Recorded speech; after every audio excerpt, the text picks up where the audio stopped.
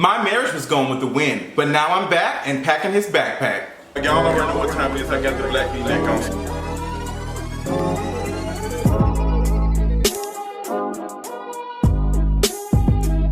Real Housewives Atlanta Season 12 episode I Don't Know, girl. And now I'm back and packing his backpack, girl. Kenya boy, if you don't put them 2-3 suits up and call it a day, girl, you could have hired somebody. You could have asked the nanny to do that as just an extra side job or something. Kenya, Kimora is across the street. We really did not need all of that. But what's going on? Let's go and get into this Real Housewives Atlanta Season 12 episode. They are back. How do we feel about this virtual reunion that is coming? I'm really upset because y'all know I do my watch parties for it, and I'm so upset because I'm going to miss y'all this time. But currently they're in talks to do a virtual reunion. As much as I want to see the reunion, I don't know how I feel about it, but I'm gonna watch it anyway because that's just what it is. But let's go ahead and talk about it. Kenya is talking to Kandi, and Kandi is telling her about Todd being upset and getting her together about all the time she's been gone, and she's been doing this and that, and she hasn't been spending time with her family.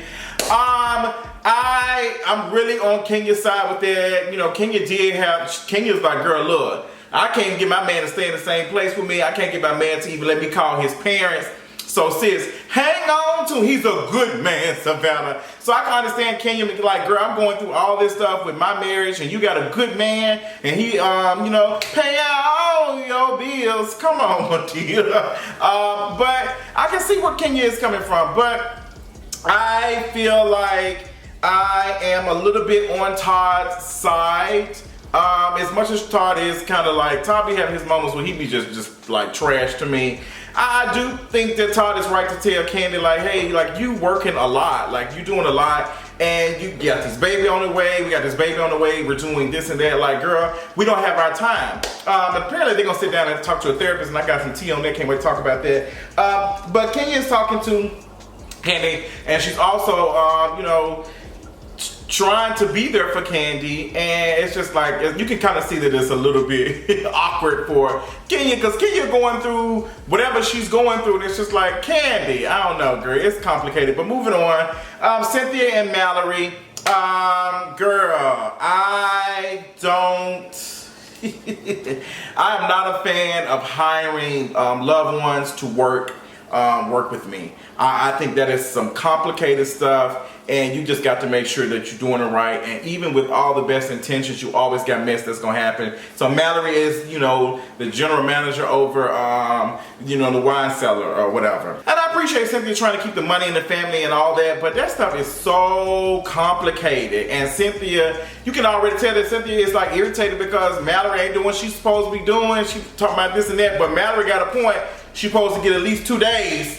At least 2 days now. Now Cynthia's like, girl, you don't be working that girl to the bone. It was 7 days a week. Ain't too many bookings going on, especially right now. So I hope they get to figure that out. But they start talking about, you know, Mike and why Cynthia is not living in LA with Mike Hill. Mike Hill made it. And you can tell that Mallory really likes Mike. She feels like that they are destined to be together. I like Mike sometimes. I think we definitely need to have a conversation about him and these female friends who he's had relations and non-relations. I feel like that's the conversation, and how he responded to the cheating conversation too. It's a couple of things we got to work, but I do think that Mike is a good fit for Cynthia as of right now, girl. I might be wrong.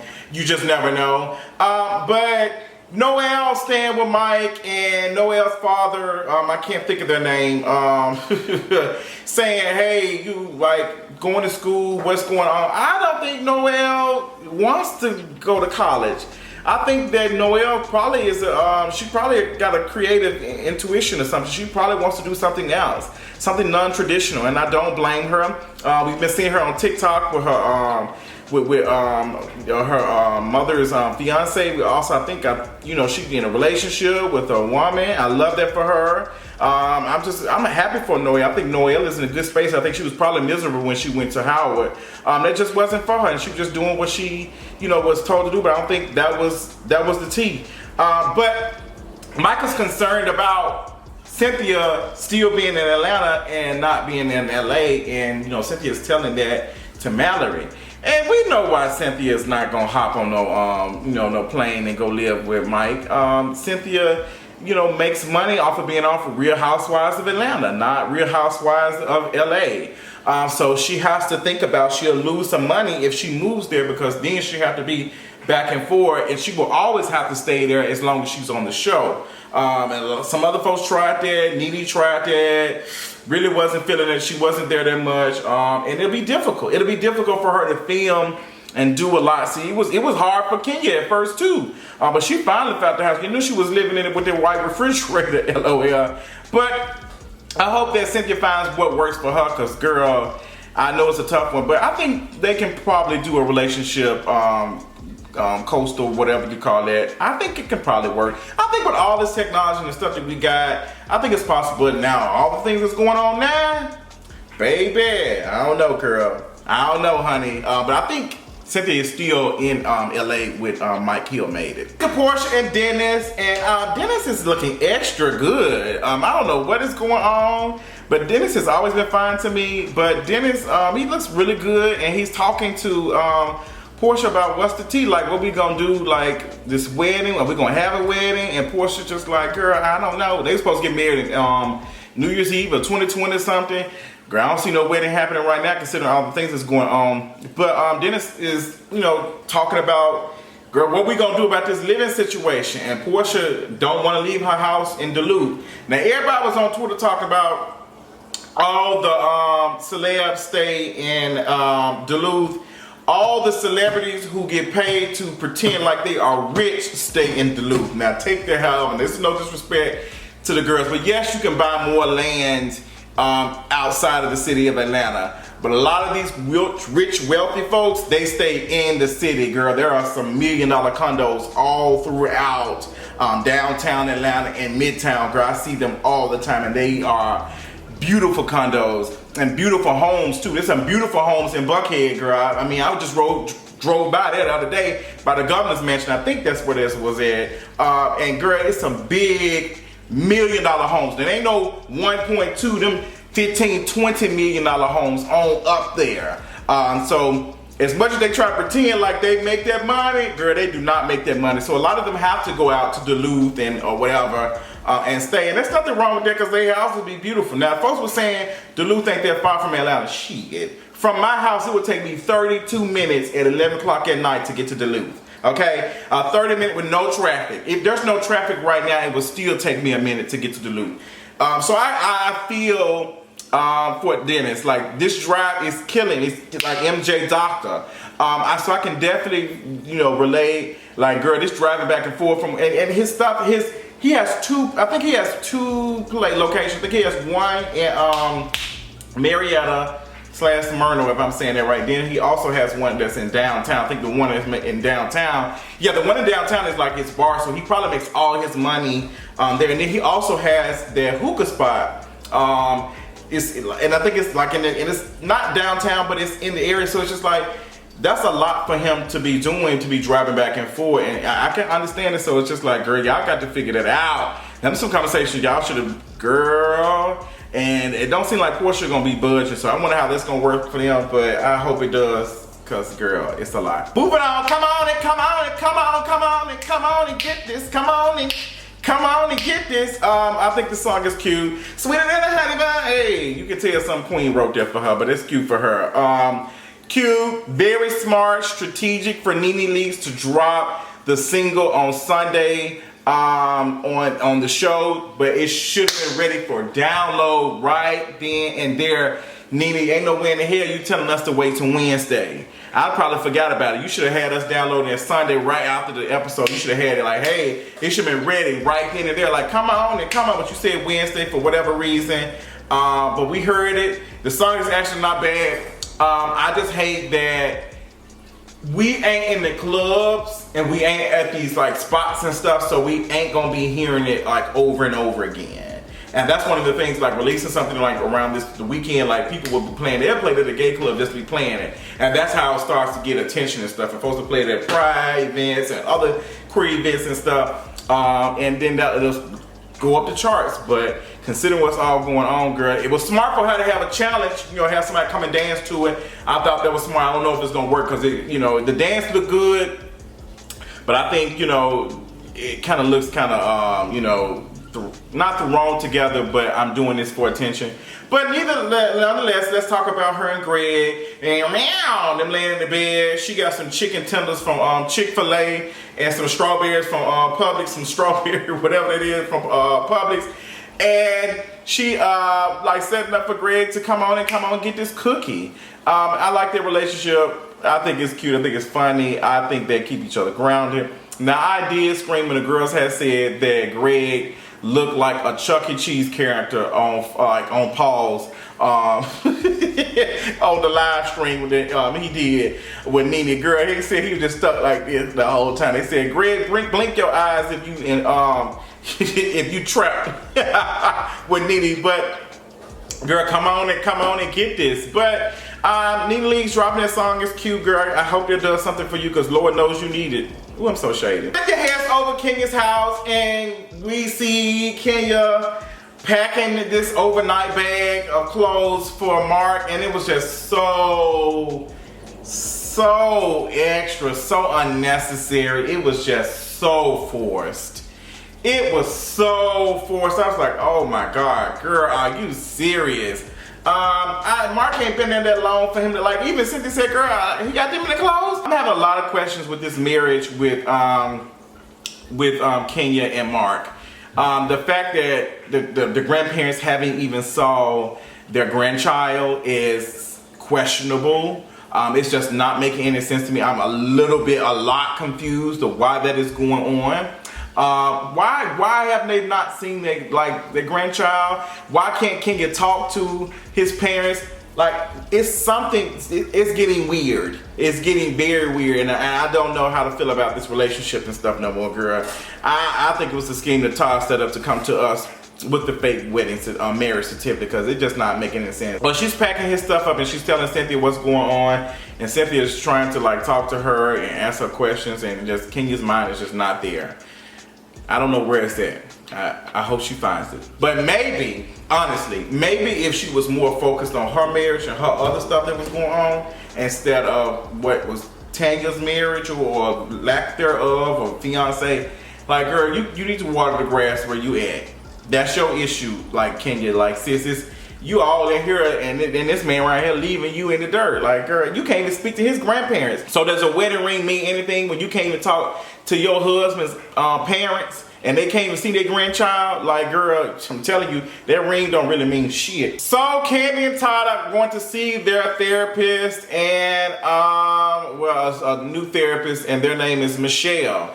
And you can already tell that Todd has an issue with that because it's a guy named Michelle, and he's coming. I said, Todd, watch it. Todd, watch it. So I know of this Michelle person. I've been around them a couple of times in some events. They did some HIV prevention work in Atlanta. They used to work at Emory. I'm just spilling all his business, but the girls had some stuff to say about him, honey. He's a nice looking guy. I think the conversations that he had with Kandi and Todd were decent. They were okay, but he's been known to be like this sex therapist almost, from what I heard. I don't know this to be true, but the girls did say that you was out here having a practice, but you ain't had a license for what you was doing. They said you got your affairs in order and stuff. They said he got a big head, like he act like he is better than folks because he he's foreign. He's from UK just for one day. But I think Michelle is decent for the most part. I like him. I've never seen him do anything wrong, but that's just what the streets was saying about him. The streets is talking now. I heard y'all, girl, Miss Motorcycle. So the therapist just getting to the tea about Kandi and Todd, all of that. We find out that Kandi and Todd are not having that much sex. The sex is nothing wrong with it, but just not having as much because Candi's always working. And I think this is some real stuff. I kind of hate to see it because I like Kandi and Todd, but I'm not really surprised because Kandi wants to do everything. I like Kandi, I love Kandi, but I do question sometimes her like her working, like she's always doing something, and even Riley has said something about that. Riley said, "Girl, no man, no other child, because you don't even have enough for what you're doing now." And I believe that. Like Kandi, you really have to sit and be like, this chase the bag culture is really like, it's really hurting you. Like this, I really hate this grind culture. Now, don't get me wrong, Kandi, like, cause Kandi has been doing some Instagram lives and some like financial advice to folks. Kandi, I'm gonna have to caution you a little bit. Kandi, you have a talent, and this talent that you had to be able to write and sing and do all these things, produce, has helped you make some money. A lot of folks don't have that. A lot of folks do have that and still are broke. So a lot of folks who are out here talented, creative, and they still broke. Okay, I've been there before. So you teaching like these money management skills to folks who qualify for $1,200 ain't making no sense to me. Like your core of your audience receives them $1,200. And I don't think that you need to be telling them folks to be investing and doing all of that. No, man, these folks are surviving right now. That's what they need to be concerned on. Please don't be trying to put your money in no market. Please don't be trying to do that. I did talk to my mother today, and she said that some credit card companies and some folks are offering, you know, like lower interest on your bills and stuff. I think I might call Capital One and tell them, girl, y'all need to lower my interest on my car note, girl, because girl, like, what's the tea? But I just ain't here for. I don't know. Like when she was talking about the whole mortgage thing, I was just like, girl, don't have Kandi out here have y'all in the poorhouse because y'all taking you know, financial advice for somebody who worked for a couple of $1 million. Please don't do it. What we need to be trying to do is survive and help our folks that's out here, you know, trying to make it. But investing and stuff, girl, please. I'm offering caution. I love Kandi. I think she means well, but it's just like, girl, like me and my friend was saying earlier, like, girl, these folks who are watching you, not all of them, but a lot of them are listening to you and look up to you. And we need to be very careful of financial advice we're giving to folks who don't have it. Like, that's what we need to be focused on, how we can get these folks to have it, and not by trying to benefit from the system that is not going to have them getting any benefits. And I'll talk about that a little bit more, because I've been, you know, doing a little work, reading on capitalism and stuff, so I'll be talking about that soon. But I'm more interested in critiquing the system, because too many folks are trying to like build wealth and they don't have any money to do it, and it's kind of impossible. And the way the system is designed, it's just, girl, it's a mess. But y'all ain't asked for all of that. But this was a nice episode of Real Housewives of Atlanta. Season finale is actually next Sunday. Real Housewives of Potomac coming back, and the Married to Medicine girls over in LA, which I will not be watching. I'm not sure about that. But girl, next episode, the girls gonna look like they're gonna be almost about to fight at Tyler Perry Studios.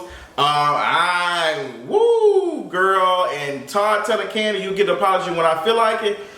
Girl, that was toxic. But tell me what y'all thought about this episode. Tell me what y'all thought about my review. Let me know in the comments, and I'll talk to you later on tonight. Bye. For God!